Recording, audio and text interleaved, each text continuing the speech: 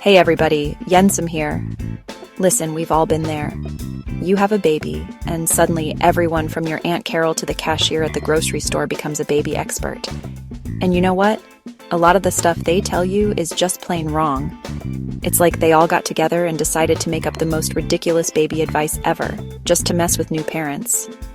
Don't worry, folks, because today we're separating fact from fiction and busting those baby myths wide open. If you're tired of getting bombarded with bad baby advice and want the real deal, this video is for you. Hit that thumbs up button and subscribe to the channel so you don't miss out on more myth-busting fun. Let's do it. Alright, let's start with a classic. You'll spoil that baby if you hold them too much. You know what I say to that? Baloney. Complete and utter baloney. Babies need love, and a big part of that is physical touch. They just spent 9 months cozy in the womb, so being held close is natural and comforting.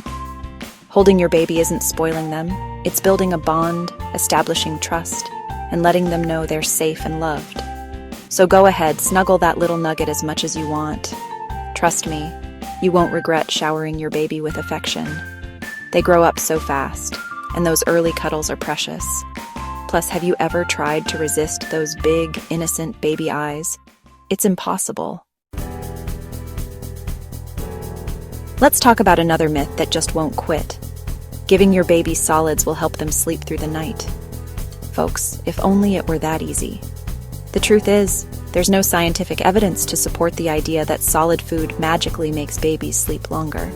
In fact, starting solids too early can actually upset your baby's tummy and lead to more sleep disruptions. Babies have tiny tummies, and their digestive systems are still developing. Introducing solids before they're ready can cause discomfort, gas, and even allergies. The American Academy of Pediatrics recommends starting solids around 6 months old, and even then, it's a gradual process. So, if you're struggling with sleep deprivation, and let's be honest, who isn't?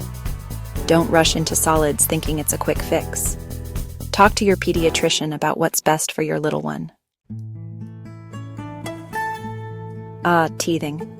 It's the go-to explanation for every fussy baby behavior under the sun. And while it's true that teething can cause some discomfort, let's clear up a common misconception. Teething does not cause high fevers or diarrhea. Sure, your baby's gums might be a little swollen and tender when those teeth are pushing through, but a high fever or diarrhea usually indicates something else is going on. If your baby is experiencing these symptoms, it's always best to err on the side of caution and consult your pediatrician. They can determine the actual cause and recommend the best course of treatment. Don't just assume it's teething. Let's be proactive parents and rule out any potential issues. Now, let's talk about schedules. Everyone loves a good schedule, right? Well, when it comes to babies, a little flexibility goes a long way. While routines can be helpful, trying to force a newborn onto a strict schedule is like trying to herd cats. It's just not going to happen. Babies are still adjusting to life outside the womb, and their needs can change from day to day. They might need to eat more frequently some days, sleep more on others, and that's perfectly okay. Instead of stressing about a rigid schedule, try to follow your baby's cues. Pay attention to their hunger signals, sleep patterns, and general mood. Remember, every baby is different, and what works for one might not work for another. So embrace the chaos, go with the flow, and enjoy the ride. Okay, here's another myth that needs to crawl its way out of our lives. All babies must crawl before they walk. False. Some babies skip crawling altogether and go straight to cruising around the furniture. Others might crawl for a bit and then decide walking is more their style. There's no one-size-fits-all approach to development. Every baby develops at their own pace, and there's absolutely nothing wrong with bypassing the crawling phase. As long as your baby is reaching their developmental milestones, there's no need to worry. And who knows? Maybe skipping crawling means they'll be running marathons before you know it.